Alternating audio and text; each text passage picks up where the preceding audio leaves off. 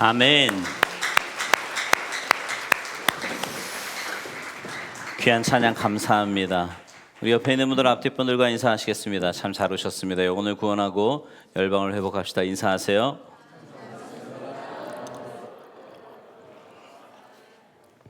오늘은 마지막 주니까 1절부터 20절까지 오늘 함께 암송하도록 하겠습니다. 못 외우시는 분들은 성경을 찾으세요. 네, 고린도전서 15장 1절에서 20절까지 함께 암송하도록 하겠습니다. 시작. 형제들아, 내가 너희에게 전한 복음을 너희에게 알게 하노니 이는 너희가 받은 것이요 또 그 가운데 선 것이라. 너희가 만일 내가 전한 그 말을 굳게 지키고 헛되이 믿지 아니하였으면 그로 말미암아 구원을 받으리라. 내가 받은 것을 먼저 너희에게 전하였노니 이는 성경대로 그리스도께서 우리 죄를 위하여 죽으시고 장사된 자를 보이시고 후에 12 제자에게와 그 후에 500여 형제에게 일시에 보이셨나니 그 중에 지금까지 대다수는 살아있고 어떤 사람은 잠들었으며 그 후에 야고보에게 보이셨으며 그 후에 모든 사도에게와 맨 나중에 만삭되지 못하여 난 자 같은 내게도 보이셨느니라. 나는 사도 중에 가장 작은 자라. 나는 하나님의 교회를 박해하였으므로 사도라 칭함받기를 감당하지 못할 자니라. 그러나 내가 나 된 것은 하나님의 은혜로 된 것이니 내게 주신 그의 은혜가 헛되지 아니하여 내가 모든 사도보다 더 많이 수고하였으나 내가 한 것이 아니요 오직 나와 함께 하신 하나님의 은혜로라. 그러므로 나나 그들이나 이같이 전파하매 너희도 이같이 믿었느니라. 그리스도께서 죽은 자 가운데서 다시 살아나셨다 전파되었거늘 너희 중에서 어떤 사람들은 어찌하여 죽은 자에 대해서 부활이 없다 하느냐. 만일 죽은 자의 부활이 없으면 그리스도도 다시 살아나지 못하셨으리라. 그리스도께서 만일 다시 살아나지 못하셨으면 우리가 전파하는 것도 헛것이요 너희 믿음도 헛것이며 또 우리가 하나님의 거짓 증인으로 발견되리니 우리가 하나님이 그리스도를 다시 살리셨다고 증언하였음이라. 만일 죽은 자가 다시 살아난 일이 없으면 하나님이 그리스도를 다시 살리지 아니하셨으리라. 만일 죽은 자 가운데 사는 일이 없으면 그리스도도 다시 살아나지 못하실 것이요 그리스도께서 다시 살아나지 못하셨으면 너의 믿음도 헛되고 또 너희가 여전히 죄 가운데 있을 것이요 또한 그리스도 안에서 잠자는 자들도 망하였으리니 만일 우리 그리스도 안에서 우리가 바라는 것이 다만 이 세상의 삶뿐이면 모든 사람 가운데 우리가 더욱 불쌍한 자이리라. 그러나 이제 그리스도께서 죽은 자 가운데서 다시 살아나사 잠자는 자들의 첫 열매가 되셨도다. 아멘. 고린도전서 15장 1절에서 20절 말씀. 아멘. 아직 많이 남았습니다. 여러분 포기하지 마시고요. 아유, 나는 안 외워져요. 안 해서 그래요. 네, 하시면 외워집니다. 매일매일 꾸준히 하셔서 함께 동참하시면 좋을 것 같습니다. 가끔 다큐멘터리를 보면 이제 아기 새가 태어나서요, 입을 쫙 벌리고 그러면 어미 새가 먹이를 주는 모습을 아마 보신 적이 있을 겁니다. 한동안 아기 새가 태어나면 어미 새는 전적으로 그 아기 새를 담당을 하고요, 그 아기 새가 살이 찌어 통통하게 잘 자랄 수 있도록 모든 관심을 다 기울입니다. 아기 새 입장에서는요, 살도 찌고 또 포근한 둥지에서 너무 행복하고 이보다 더 좋을 수는 없다라고 생각을 할 겁니다. 근데 어느 날 이 아기 새가 여전히 입을 쫙 벌리고 어미 새에게 밥을 달라고 하는데 어미 새의 태도가 좀 바뀌는 거예요. 포근하게 있던 둥지의 깃털을 하나씩 하나씩 빼냅니다. 따가우니까 아기 새가 놀라겠죠? 아니, 왜 이러냐고. 그런데도 배가 고프니까 움직이지 않고 입을 쩍 벌린 채 밥을 달라고 하는데 어미 새가 밥을 주지 않습니다. 나중에 이제 다큐를 보면 한층 더 나아가는데, 이제 이 아기 새가 그곳에 있는데 떠나지 않으면 어미 새가요, 아기 새를 코너로 막 몹니다. 둥지 밖으로 밀어내려고 하지요. 아기 새와 어미 새의 신경전이 펼쳐집니다. 그래도 안 나가면 이 어미 새가 둥지를 막 흔들어 댑니다. 아기 새 입장에서는 생명의 위협을 느끼겠지요. 아니, 우리 엄마가 알고 보니 계모였나? 왜 이렇게 나를 못 살게 굴지? 여러 가지 혼돈이 있을 겁니다. 근데 늘 보면은요, 결과는 어미 새가 이겨요. 끝까지 버티는 새끼 새는 없습니다. 그래서 그 아기 새가 결국 둥지 밖으로 쫓겨나고 날아가요. 조류학자들에 의하면 사실 이 아기 새가 둥지에 조금 더 머무는 것이 그의 깃털이나 날개에 힘이 더 들고요, 더 잘 날 수 있는 확률이 있다고 합니다. 그런데 왜 이 어미 새는 아직 힘도 없는 아기 새를 둥지 밖으로 내모는 걸까요? 조류학자들이 가만 살펴보니까 그때에 포식자인 뱀이나 오소리 같은 것들이 둥지로 찾아온다는 겁니다. 근데 날 수 없는 아기 새가 그곳에 있으면 그 포식자에 의해서 다 죽게 되는 거지요. 그래서 어미 새는 본능적으로 이 아기 새가 아직 날 힘이 충분하지 않음에도 불구하고 그 아기 새를 둥지 밖으로 쫓아낼 수밖에 없는 거고요. 그래서 살 수 있는 길을 열어준다는 게 학자들의 이야기입니다. 오늘 본문에 보면 야곱이요, 혈혈단신으로 밧단 아람으로 옵니다. 여러 어려움이 있었지만 오늘 본문에 보면 야곱이 그곳에서 큰 거부, 부자가 되었다고 이야기를 합니다. 근데 부자가 되었으니까 어때요? 생활에 만족이 되겠지요. 만족한 나머지 하나님의 언약을 새까맣게 잊어먹고 세월이 지나가 버립니다. 근데 하나님은 그 하나님의 언약을 잊어버린 야곱을 그냥 두지 않으시고요, 야곱의 둥지를 흔들기 시작합니다. 위협을 느끼게 되는 거지요. 이제 이만하면 살만할 것 같은데 그의 삶을 통째로 흔드시는 거예요. 여러분, 혹시 여러분의 삶 가운데 여러분의 삶 전체가 흔들리는 것 같은, 둥지가 흔들리는 것 같은 그런 위기를 겪고 계십니까? 그렇다면 오늘 이 시간 이 말씀을 통해서 우리의 삶 가운데 우리의 삶의 둥지가 통째로 흔들릴 때 무엇을 의지하고 무엇을 기억하며 어떻게 우리가 삶을 살아야 할지 함께 말씀을 통해서 은혜 나누기를 간절히 소망합니다. 우리의 삶이 통째로 흔들릴 때, 우리의 삶이 뿌리째 흔들릴 때 우리가 해야 할 일은 첫 번째로 하나님의 말씀을 기억해야 합니다. 다 같이 하나님의 말씀을 기억하자. 삶의 둥지가 통째로 흔들릴 때 우리가 기억해야 할 첫 번째는 하나님의 말씀을 온전히 기억하는 겁니다. 야곱은요, 형 에서를 피해서 밧단 아람으로 도망을 왔고요, 외삼촌 라반의 집에 거하면서 두 명의 아내 레아와 라헬, 그리고 두 명의 첩 빌하와 실바를 통해서 11명의 아들을 낳았고요, 한 명의 딸을 낳았다고 이야기합니다. 그리고 그 본문 후에 이제 오늘 본문이 시작이 되는 건데요, 25절 보세요. 25절 같이 읽겠습니다. 시작. 라헬이 요셉을 낳았을 때에 야곱이 라반에게 이르되 나를 보내어 내 고향 나의 땅으로 가게 하시되. 여러분도 아시다시피 야곱의 11번째 아들이 요셉이었습니다. 이 요셉을 출생하고 난 후에 이제 이 야곱이 외삼촌 라반에게 내 가족들과 함께 내 고향으로 돌아가겠다고 이야기를 합니다. 이때는 사랑하는 아내 라헬을 얻기 위해 계약된 14년의 임기가 다 끝나는 시점이었어요.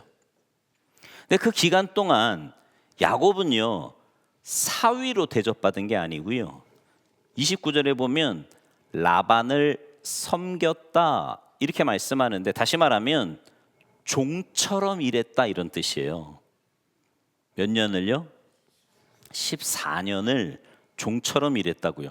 생각해 보십시오. 한두 해도 아니고 어떻게 보면 속아서 그렇게 하는 거잖아요. 그 14년 얼마나 힘들었을까요? 얼마나 억울했겠냐고요. 근데 그 기간이 지나자, 이제 계약 기간이 끝나자 나 고향으로 돌아가겠습니다 이렇게 말을 하는 거예요. 그때 라반의 반응, 그 말을 들은 라반이 이렇게 반응을 합니다. 27절 보세요. 27절 시작. 라반이 그에게 이르되 여호와께서 너로 말미암아 내게 복 주신 줄을 내가 깨달았노니 내가 나를 사랑스럽게 여기거든 그대로 있으라. 14년의 삶을 보니까 야곱이 있을 때하고 없을 때가요, 너무 차이가 나는 거예요.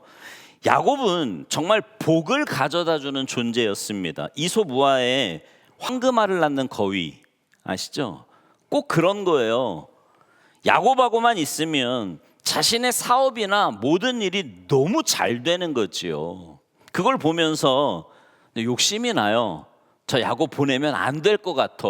그래서 야곱으로 하여금 고향에 돌아가지 못하게 그를 잡아두려고 합니다. 그런데 그냥 잡아둘 수는 없잖아요. 아무리 사위라 그래도. 그래서 라반이 협상안을 하나 딱 내놓는 게 28절이에요. 28절 보세요. 시작. 또 이르되 내 품삯을 정하라 내가 그것을 주리라. 그 앞에 27절에서 막 하나님 이름까지 막 들먹이잖아요. 그 하나님의 이름을 언급하며 하나님이 너와 함께 하시기 때문에 내 사업이 잘 됐다 막 이런 이야기 하고 난 다음에 품삯 정해줄 테니 나와 함께 있자. 그 말은 14년 동안 품삯을 받았다 못 받았다? 못 받았다는 거예요. 근데 그때 라반은 매일의 삶 가운데 야곱으로 인해서 자기 가정이 얼마나 큰 복을 받았는지를 경험했습니다. 자, 그러면 보통 사람 같으면 아무리 그런 계약 기간이라 그래도 야, 너 때문에 우리가 이런 복을 받았다 이러면서 뭔가 좀 베풀어 줄만 한데 라반은 그러질 않았다는 거지요. 한 번도 그것에 대한 갑이나 혹은 감사를 표현하지 않고요, 이제 떠난다고 하니까 그래 그러면 값을 매겨줄게, 계약하자. 결혼한 대가로 14년을 부려먹은 거지요. 야곱은요 이미 수차례 라반에게 속은 상태였어요. 예전에도 말씀드렸듯이 사실은 속이는 자는 야곱이었거든요. 형도 속여, 아버지도 속여, 하여튼 속이는 거에는 탁월한 사람이 야곱이었는데, 그 속이는 자가 뛰는 놈 위에 나는 놈이 있다고 자기보다 더 잘 속이는, 그래서 계속 속게 되는, 그래서 14년 동안 일하게 되는 그 시간을 보냈단 말이에요. 그런데 야곱에게 24년의 세월은 하나님으로부터 훈련받는, 연단받는 기간이었습니다. 근데 우리 가운데 이런 질문이 있지 않습니까? 하나님의 약속, 언약을 이룰 자이고 아브라함, 이삭으로부터 그 후손으로 야곱, 그 누구보다 하나님을 따르는 사람인데 왜 하나님은 이 사람에게 이렇게 어려운 고난의 과정과 훈련의 과정을 허락하셨을까 하는 겁니다. 그거는요, 아직 야곱이 하나님의 언약, 그 약속을 받았지만 그 언약을 감당할 수 있는 그릇이 준비되어 있지 않았기 때문에 야곱은 하나님에 의해서 오랜 시간 동안 시험과 단련을 거쳐 하나님의 사람으로 변화되어가는 과정 가운데 있는 거예요. 라반이 품삯을 더 준다고 이야기하는데 이 야곱이 거절합니다. 그리고는 이제 거절했으면 나 갑니다. 하나님과 약속한 것도 있고 가야 돼요. 이러고 가면 좋은데 돌아가는 것 대신에 라반에게 다른 제안, 그것도 이상한 제안을 합니다. 31절이에요. 31절 시작. 라반이 이르되 내가 무엇으로 내게 주랴. 야곱이 이르되 외삼촌께서 내게 아무것도 주시지 않아도 나를 위하여 이 일을 행하시면 내가 다시 외삼촌의 양떼를 먹이고 지키리이다. 처음에 약속했던 14년 후에 내가 이제 하나님의 언약을 기억해서 돌아가겠다고 했는데 다시 협상안을 하자 야곱은 예전의 성품대로 다시 머리를 굴리기 시작을 합니다. 못 말리는 야곱이 있죠. 그러면서 지금 아무것도 할 필요 없는데 조건 하나만 들어주면 내가 계속해서 외삼촌의 양을 치겠다는 거예요. 그리고는 아주 별난 제안을 하나 하는데요. 그게 32절, 33절입니다. 같이 읽어요. 시작. 오늘 내가 외삼촌의 양떼에 두루 다니며 그 양 중에 아롱진 것과 점 있는 것과 검은 것을 가려내며 또 염소 중에 점 있는 것과 아롱진 것을 가려내리니 이 같은 것이 내 품삯이 되리이다.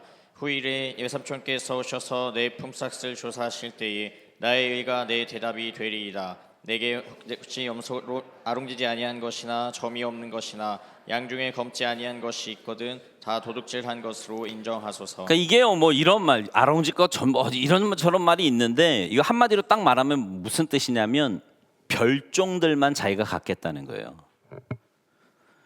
여러분, 뭐 그 시대도 그렇고요. 지금도 마찬가지일 것 같은데 양의 색깔은 무슨 색이에요? 그죠? 흰색입니다. 물론 이제 밖에서 자라다 보니까 회색처럼 이렇게 더러워져서 회색빛을 띨 때도 있겠지만 양은요, 젖소처럼 무슨 뭐 검고 희고 얼룩덜룩하고 아롱지 이런 거 없어요. 그냥 흰색이란 말이에요. 일반적으로 모든 양은 다 하얗다고요.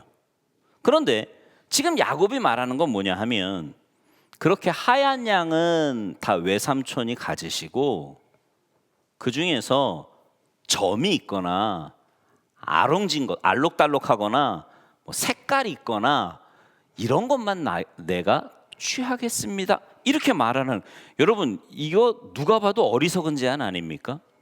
34절에 보면요, 야곱의 제안에 라반이 아주 흔쾌히 수락을 합니다. 보세요. 라반이 이르되 내가 내 말대로 하리라. 여러분 이게요, 원어의 그 격조를 보면 어떤 뉘앙스냐면 야 그거 좋다, 꼭 그대로 하자, 반드시 그렇게 이행해라, 너무 좋다, 이런 뉘앙스예요. 당연히 그렇겠죠. 다 하신 거니까. 그런데요, 그러니까 야곱이 머리가 비상한 게 뭐냐면 그 집에 그런 게 있었던 거야.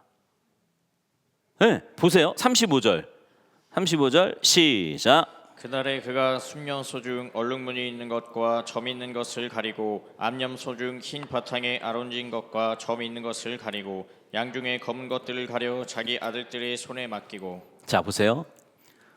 요 얘기하기 전에 계약이 끝났어.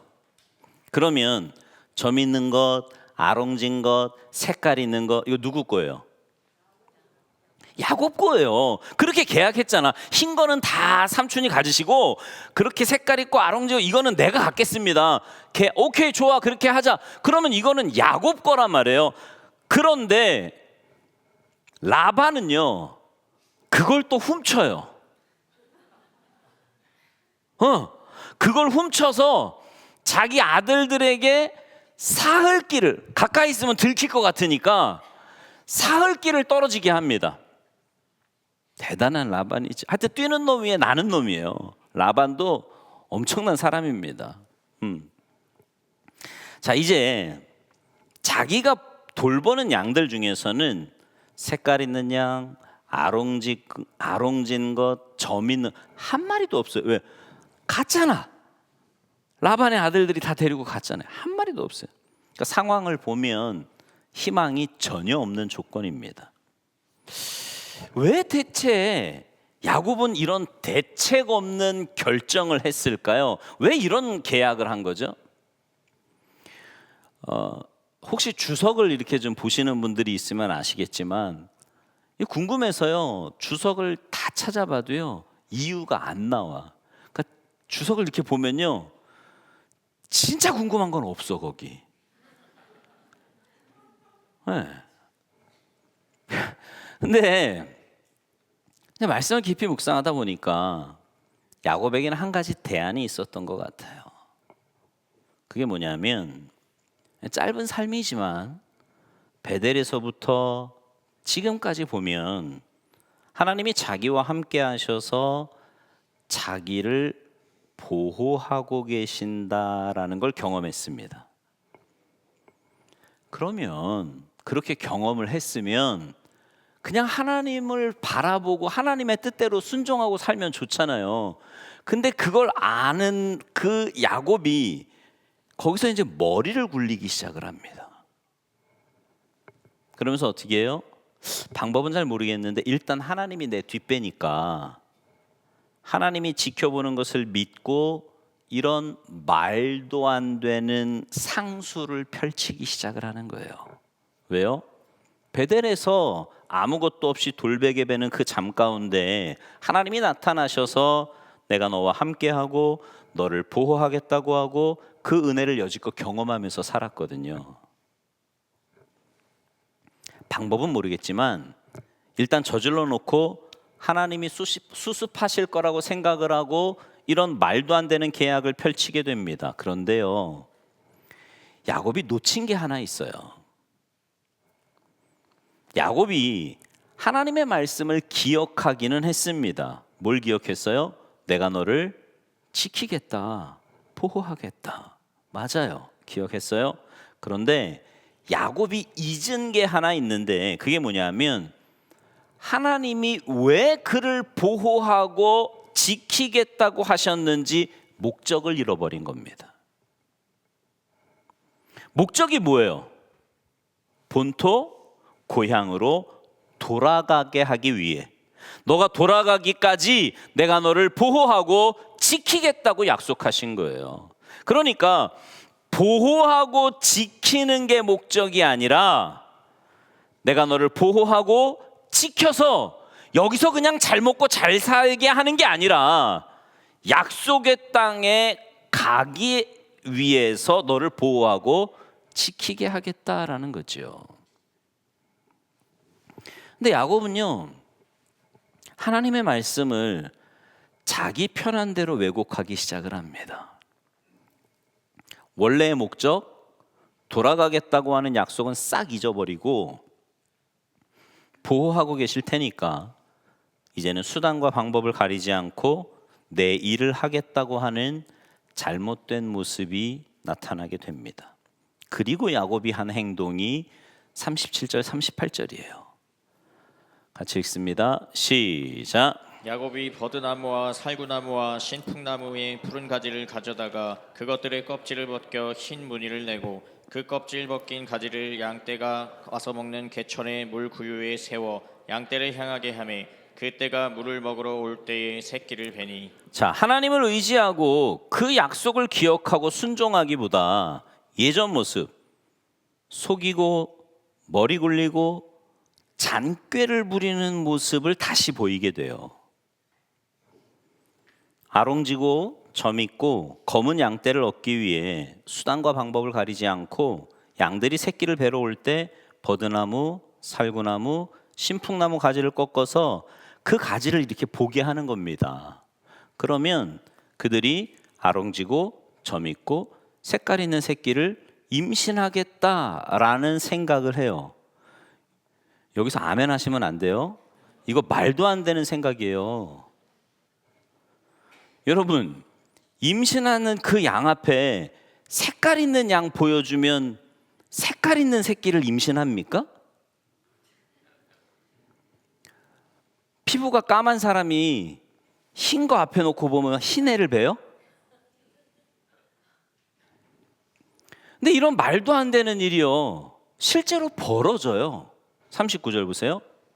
시작. 가지 앞에서 새끼를 뱀으로 얼룩얼룩한 것과 점이 있고 아롱진 것을 낳은지라. 여러분, 이거요, 유전학적으로 이거 말이 안 되는 거거든요.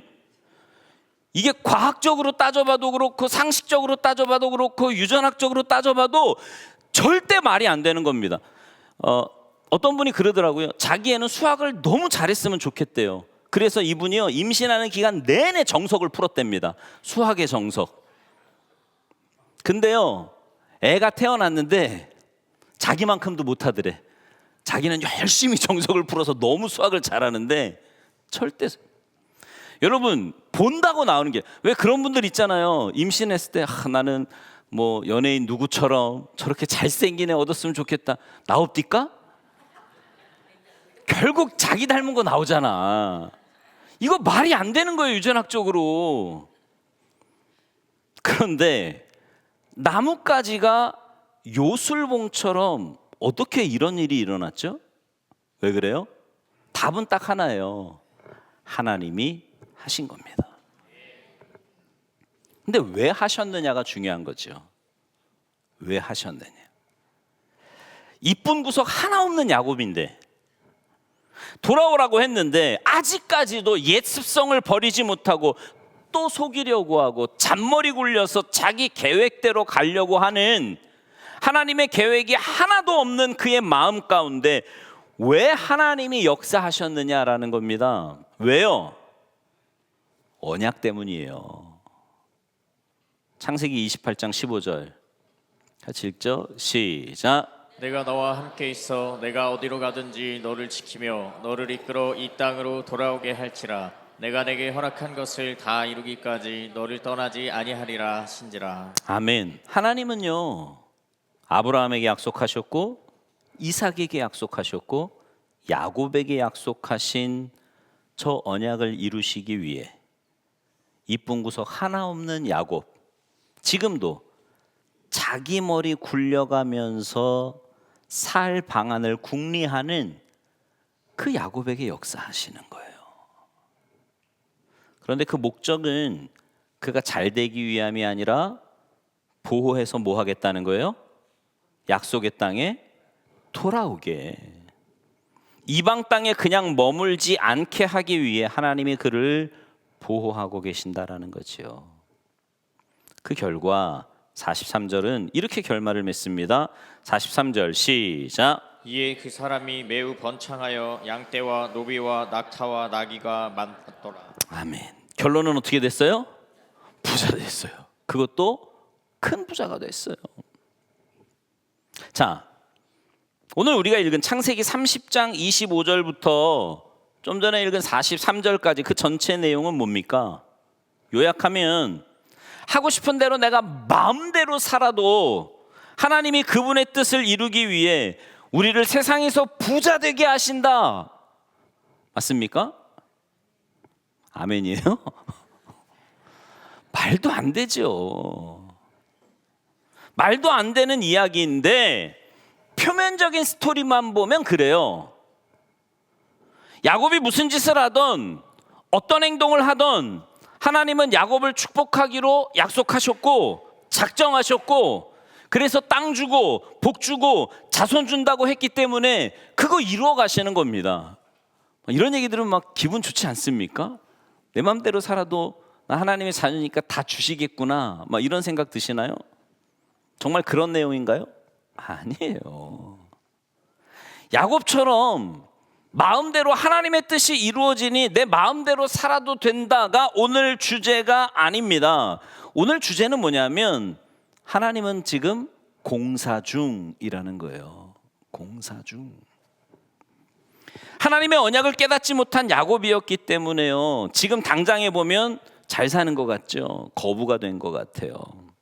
그런데 그의 삶을 계속 보면은요, 계속 말씀드리는 거지만 20년 속임을 당하고요, 사랑하는 어머니 다시 보지 못하고 그의 어머니가 죽게 되고요, 계속해서 이야기하지만 그 속임 때문에 나중에 가장 사랑했던 그 11번째 아들 요셉이 죽은 것처럼 생각해서 또 다른 20년을 고통 가운데 사는 그 삶을 살아야 돼요.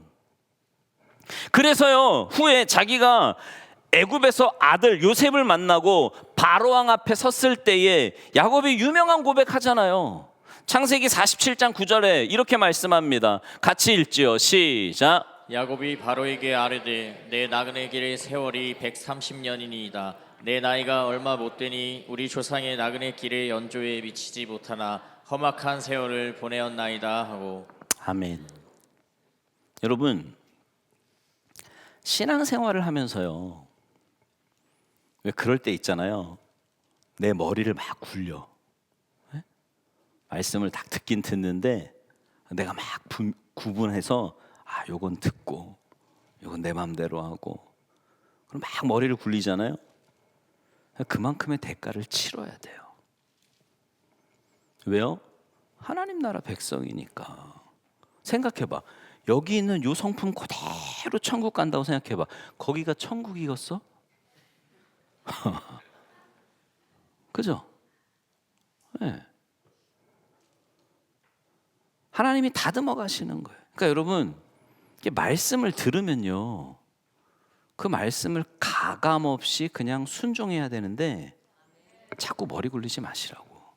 요셉이요, 제가 장담하는데 만약에요, 요셉이 그 오랜 시간 동안 하나님의 말씀을 온전히 기억했다면, 그래서 자기가 원하는 대로 하나님의 뜻을 이용하지 않고 온전히 주님의 뜻을 따라갔다면 이 기간은 40년이 아니라 훨씬 짧았을 거예요. 어쩌면 요셉을 안 잃어버렸을지도 모릅니다. 그런데 끊임없이 하나님의 언약을 받았지만 인간적인 욕심 가지고 자기 뜻대로 살려고 하는 그 모습이 있었기 때문에 무려 40년이란 시간 동안 하나님은 야곱을 다스려 가신 거예요. 40년. 큰 부자가 되었지만 마음에 깊은 상처와, 아까도 봤잖아요, 험악한 세월을 보냈다니까. 저게 그냥 빈말이 아니에요. 진짜 험악한 세월을 보낸 거예요, 야곱은. 그러니까 정말 하나님 나라 백성이 하나님 앞에서 자꾸 머리 굴리면요, 험악한 세월로 가요. 뭐 세상의 조건은 좀 좋아질 수 있어요. 막 머리 굴리면서 살면, 잠언에도 그러잖아요. 부지런히 살면 부자 되게 하신대잖아요. 내가 열심히 사는 만큼 하나님이 또 거기에 대한 복을 주실 수도 있어요. 그런데 성품이 변하지 않아. 하나님을 자꾸 이용해 먹으려 그래요. 하나님의 뜻에 순종함이 없습니다. 그거는 훈련의 과정에 들어갈 수밖에 없어요. 험악한 세월, 험악한 세월. 큰 부자가 되었지만 마음에 깊은 상처와 험악한 세월, 이야기 나누지 못한 아픔, 슬픔 겪게 되는 거지요. 왜요? 하나님의 언약과 뜻을 기억하지 못하고 자기 뜻대로 갔던 삶의 모습이었기 때문에. 여러분, 우리도 그럴 수 있어요. 저도요, 제 삶을 보면 문제를 하나님이 주시는데 그 문제를 이렇게 피하잖아요. 더 큰 문제가 와요. 또 피하잖아요. 이렇게 하나님이 코너로 모세요. 이렇게 피할 수 없게. 하나님이 우리 가운데 복을 주실 겁니다. 아니, 이미 복을 주셨어요. 그런데 그 복에 걸맞지 않는 삶을 지속적으로 살잖아요. 이제 하나님이 다루십니다. 우리 삶을. 중요한 얘기예요. 집중! 하나님이 우리에게 복을 주십니다. 근데 그 복에 걸맞는 삶을 살지 않으면 하나님의 간섭이 들어오기 시작을 해요. 간섭이. 야곱이 거부가 되었지만 고통투성이고 아픔투성이었어요. 여러분, 우리 삶에 둥지가 통째로 흔들릴 때 우리가 해야 될 첫 번째는 뭐냐면 하나님의 말씀을 기억하는 겁니다. 그러니까 내가 원하는 것만 갖는 게 아니라 하나님의 말씀을 온전히 기억함으로. 여러분, 자꾸 말씀을 이렇게 선별해서 듣지 마십시오. 아, 이건 들을 말씀, 아멘, 할렐루야, 이건 내 얘기 아니야, 주여, 그러지 마시라고. 온전히 기억함으로 삶의 둥지를 흔드시는 하나님의 목적을 깨닫고 그 힘듦의 시간이 단축되어지고 하나님 앞에 나아갈 수 있는 여러분 모두가 되시기를 주님의 이름으로 축원합니다.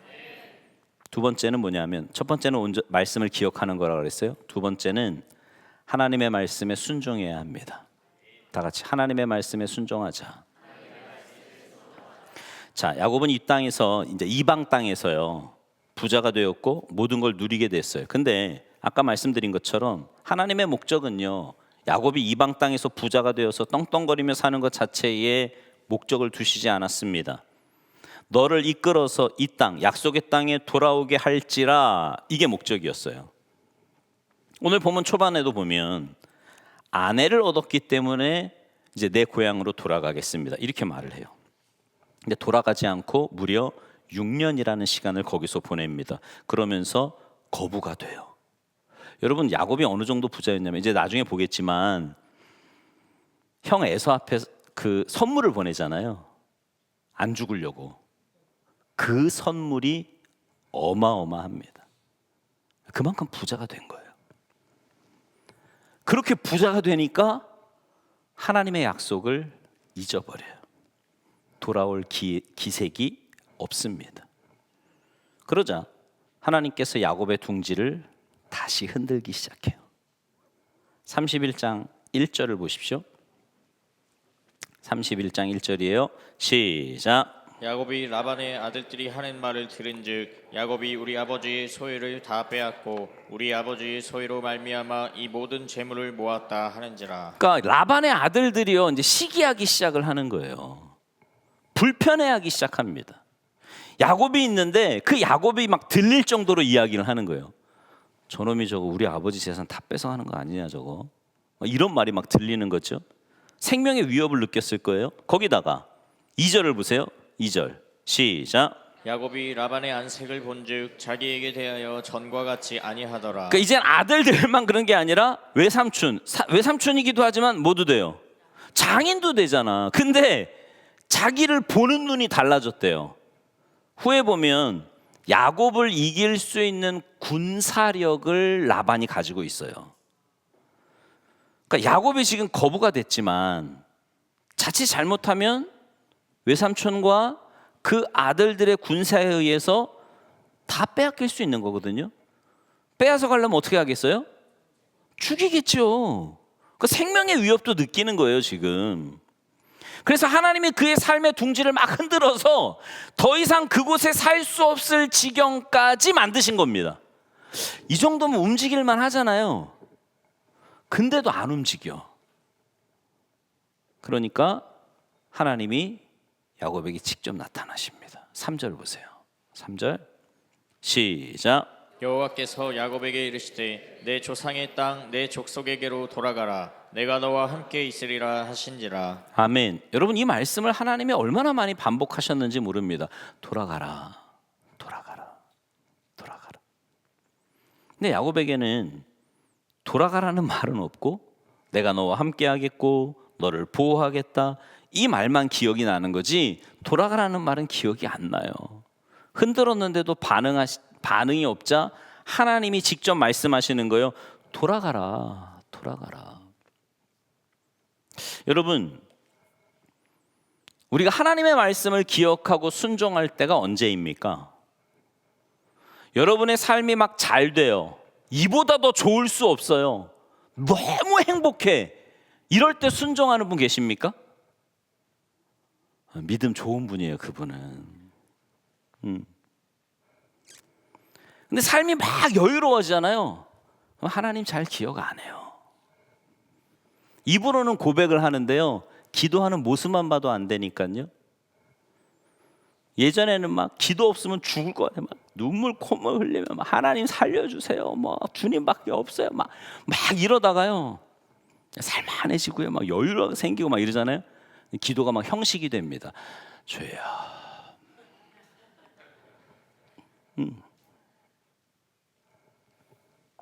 하나님의 말씀이 안 들려. 네. 이게 삶이 절박한 분들은요, 이렇게 말씀을 이렇게 막 빨아들이듯이 듣거든요. 정말 사모함으로 빨아들이듯이 듣는데, 삶이 좀 살만하잖아요. 듣고 싶은 것만 듣는 거예요. 막 이러다가, 이건 좋으네, 뭐. 듣고 싶은 것만 듣는. 말씀이 곡해되고요. 받고 싶은 것만 받게. 이게 우리 죄성이에요, 우리 죄성. 언제 그 말씀을 기억해요? 언제 그 말씀이 꿀송이처럼 달게 느껴지냐면 힘들 때입니다. 내가 고난 가운데 있잖아요. 그렇게 은혜가 될 수가 없어요, 말씀이. 아멘, 주여, 역시 주님밖에 없어요. 이런 마음들은 모든 일이 내 뜻대로 잘 풀리고 경제적으로 어려움이 없고 부족함이 없고 가족들도 애먹이지 않고요, 행복하게 살고 있다면 이 땅을 떠나라고 하는 하나님의 말씀이 들릴까요? 안 들린다니까. 내가 여기서 뭐 하면서 살지? 어디다 투자할까 이거?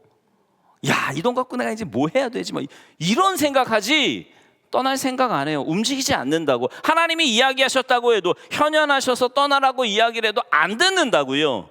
그런데 상황을 흔들어서 도저히 있을 수 없는 상황까지, 코너까지 팍 몰고 가시니까 그제서야 야곱의 귀가 번쩍 뜨입니다. 그렇지, 베델에서 내가 하나님 만났었지. 기억해요. 그리고는 그 하나님의 말씀을 따라 순종하기 시작을 합니다. 여러분, 처음 설교를 시작하면서 드렸던 예화 기억하십니까? 아기새가, 어미새가 위협을 느끼도록 자기를 둥지 밖으로 내쫓으려고 할 때 이 아기새는요, 영문을 모를 거예요. 아니, 어제까지 먹이도 잘 주고 포근한 곳에서 나를 잘 키우다가 이제는 돌변해서 나를 죽이려고 하네. 아니, 왜 이러는 거야 도대체? 이해가 안 되는 거죠. 아마 쫓겨나면서도 이해 못했을걸요. 날아가면서도 막 울면서 갔을 거예요. 다시는 오나 봐라 여기 막 이러면서 평생 이해도 못할 거예요. 그런데 그 새가요, 본능에 의해서 새끼를 낳으면 그게 이해가 되는 거예요. 새끼를 낳으면.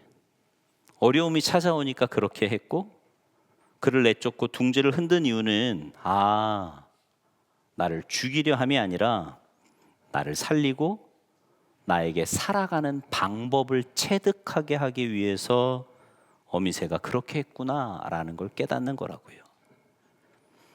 우리도 정말 어려움이 있기 전에 이런 거 기억하면 얼마나 좋을까요? 그래서 여러분, 평안할 때 예수 잘 믿는 게 복이에요. 이게 하나님의 커리큘럼이 좀 빡세. 에? 그 안에 일단 딱 들어가잖아요. 쉽지 않아요.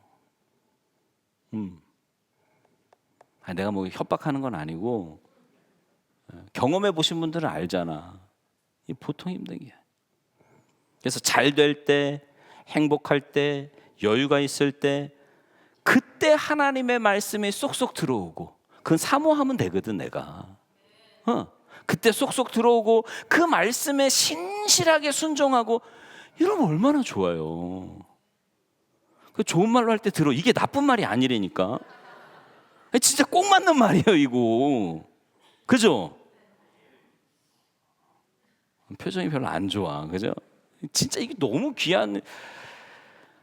근데 우리는 안 그러잖아. 그죠? 사사기만 봐도 그래. 사사기만 봐도요, 악순환. 제가 여러 번 말씀드렸잖아요. 그죠? 평안하면 또 죄짓고 의도 터져가지고 막 괴로우면 죽겠다는 살려달라고 그러면, 그럼 사사 세워가지고 또 평안하면 또. 그래서 제가 처음에 그 진리를 딱 깨달은 게 제가 30대 초반인가 20대 후반인가 그랬거든요. 그때 제가 무슨 생각했는 줄 아세요? 야, 인간 같지도 않다 이거.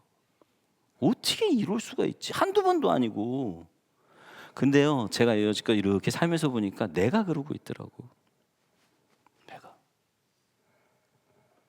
하나님 이번만 넘어가게 해주시면, 하나님 이번만 살려주시면, 하나님 이번만 좀 역사.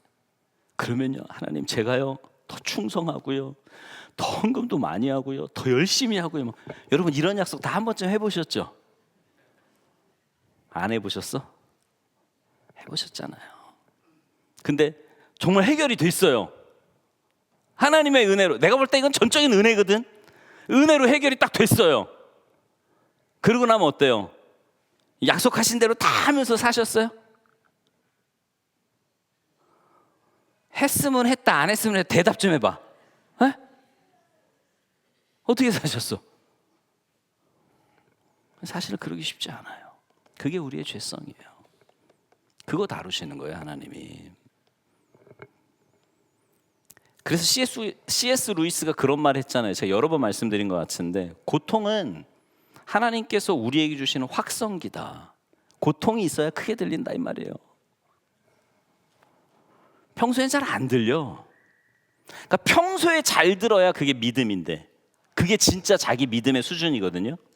근데 고통을 당해야 하나님의 음성이 들리. 근데 여러분 그거 아세요? 고통 당한다고 또 다 들리는 것도 아니에요. 내가 고통 당할 때 들리면 그거 은혜야. 고통 당해도 안 들려가지고 막 이러고 나간 사람도 있다니까.